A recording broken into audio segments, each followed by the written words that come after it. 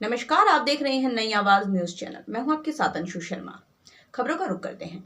Roorkee Azad Samaj party के संस्थापक नगीना सांसद चंद्रशेखर आजाद रावण ने सोहलपुर गांव पहुंचकर तालाब में डूबकर मरने वाले युवक के परिजनों से मुलाकात की। उन्होंने कांग्रेस नेताओं एवं विधायकों पर मामले में राजनीति करने का आरोप भी लगाया। सांसद ने मामले में उच्च स्तरीय जांच के साथ दोषियों पर कार्रवाई की मांग भी की।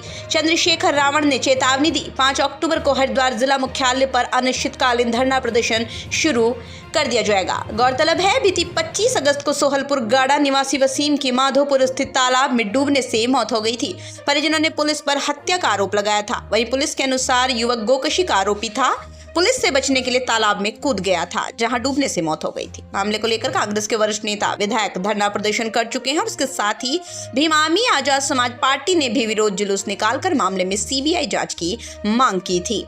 वहीं मामले में नगीना सांसद आजाद समाज पार्टी के संयोजक चंद्रशेखर आजाद रावण मृतक वसीम के घर पहुंचे। उन्होंने उसके परिजनों से वार्ता की और मामले में उनके साथ का आश्वासन दिया। इस अवसर पर उपस्थित लोगों को संबोधित करते हुए उन्होंने कहा, पुलिस ने जानबूझकर वसीम की हत्या की। उन्होंने कहा, इंसाफ की लड़ाई के लिए वो पूरी तरह से वसीम के परिजनों के साथ हैं। जांच कर दोषियों को सजा दिलवाए, नहीं तो आंदोलन के लिए तैयार रहे। रावण ने कांग्रेस नेता और विधायकों पर मामले में राजनीति करने का आरोप भी लगाया। उन्होंने कहा, इस मामले में 5 अक्टूबर को एसएसपी कार्यालय पर अनिश्चितकालीन धरना शुरू होगा। यह आंदोलन इतने उच्च स्तर का होगा कि हरिद्वार ही नहीं पूरे देश में इसकी गूंज सुनाई देगी।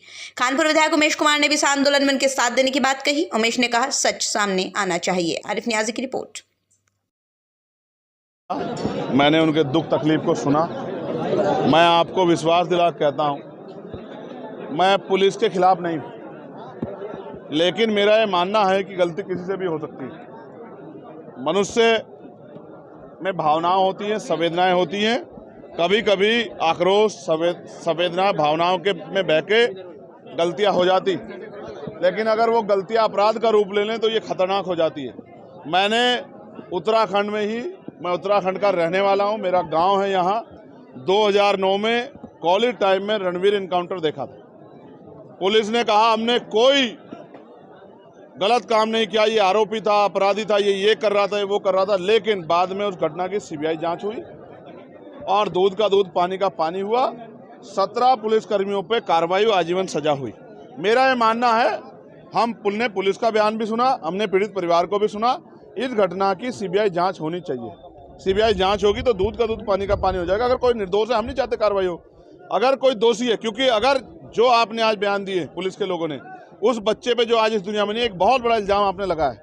हमारी मंशा ये है कि लोगों में आक्रोश है, उसकी निष्पक्ष जांच हो, सीबीआई द्वारा जांच हो, और जो भी उसमें आरोपी हो, जिसने भी जो अपराध किया, उसको उसकी सजा मिले। मैं परिवार के साथ खड़ा हूँ। मैंने परिवार को विश्वास दिलाया है। हमने 5 तारीख को अगर हमारी मांगे नहीं सुनी गई, इसमें एफआईआर अब तक दर्ज नहीं हुई है। कैसे माना जाए कि पुलिस अपने लोगों को नहीं बचाएगी? झूठे इनकाउंटर हो रहे हैं, बुलडोजर चल रहे हैं, भाजपा की सरकार में गरीबों का दमन हो रहा है। तो हमने ये मांग की है कि हमारी मांग को सुना जाए, वरना 5 तारीख को, 5 अक्टूबर को एक बहुत बड़ा आंदोलन, अनिश्चितकालीन आंदोलन हम लोग जिला मुख्यालय हरिद्वार पे करेंगे और देश भर के अपने लोगों को वहाँ बुलाएंगे कि भाई लोग हमारी आके मदद करें और हमें इस लड़ाई को लड़ने में हमारे साथ खड़े हैं और जिससे इस परिवार को न्याय मिल सके। जो बातें हैं वो सभी भाई चंद्रशेखर जी ने कह दी हैं और मुझे लगता है कि इनके कहने के बाद कुछ बचा नहीं है कहने को। इस परिवार को न्याय दिलाने के लिए एक क्रांति की ज़रूरत है और उस क्रांति का आह्वान भाई चंद्रशेखर जी ने कर दिया है। और ये अलख जो है अब तब तक लगातार जलती रहेगी जब तक इस परिवार को न्याय नहीं मिलेगा। एक अनिश्चितकालीन धरने की घोषणा इस मंच से की गई है। 5 अक्टूबर को एक आंदोलन की शुरुआत की जाएगी और इस परिवार को न्याय दिलाने के लिए एड़ी चोटी का जोर लगाया जाएगा। और जैसा कि भाई चंद्रशेखर जी ने कहा कि देश भर से लोगों का आह्वान होगा, यहीं के नहीं, मैं उत्तराखंड के हरिद्वार जनपद के हर बच्चे से, हर व्यक्ति से अनुरोध करता हूं, आग्रह करता हूं कि घरों से निकलो और वसीम को न्याय दिलाने की लड़ाई में हमारा साथ। क्या विधानसभा में उठाएंगे? बिल्कुल उठाएंगे। भाई जब संसद में उठाने को तैयार है तो विधानसभा में हम क्यों नहीं उठाएंगे? क्यों नहीं लिख रही है पुलिस? भाई विपक्ष के साथी है, 21 MLA हैं उनके, एक एफआईआर नहीं दर्ज करा पा रहे। इसका मतलब माना जाए कि बहुत कमजोर विपक्ष है। मैं तो उम्मीद करता था कि किस एमएलए को जाके मुख्यमंत्री के बाहर, दफ्तर के बाहर धरना देना चाहिए था, क्योंकि पुलिस के बारे में मैंने आपको बता दिया, वो तो राजधानी थी। देहरादून जो हुआ पुलिस ने किया, कोर्ट ने सजा की, सीबीआई ने जांच की, आम आदमी ने नहीं की। और वो राजधानी, जब राजधानी में हो सकता तो यहाँ क्यों नहीं हो सकता? इसलिए मैं चाहता हूँ इस घटना की सीबीआई जांच हो और सबसे पहले इसमें एफआईआर दर्ज करके जांच कराया जाए निष्पक्ष, जिससे कि दूध का दूध पानी का पानी और आरोपी पे कार्रवाई हो। और क्योंकि एक बड़ा दाग, मैंने आपसे कहा, एक बड़ा सवाल है, जिस पिता ने अपना बेटा खोया है उस पिता को हमें जवाब देना है। इस देश की लोकतांत्रिक व्यवस्था को, लोगों की न्याय में जो विश्वास है उनको हमें जवाब देना है। और अगर लोगों का न्यायपालिका से, पुलिस से, एडमिनिस्ट्रेशन से विश्वास उठ गया तो फिर कैसे देश आगे बढ़ेगा, इस बारे में भी हमें सोचना है।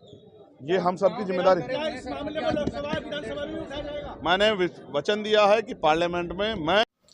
तो ये थी अभी तक की छोटी बड़ी खबरें। ऐसी ही खबरों से जुड़े रहने के लिए लगातार देखते रहिए नई आवाज न्यूज चैनल। नमस्कार।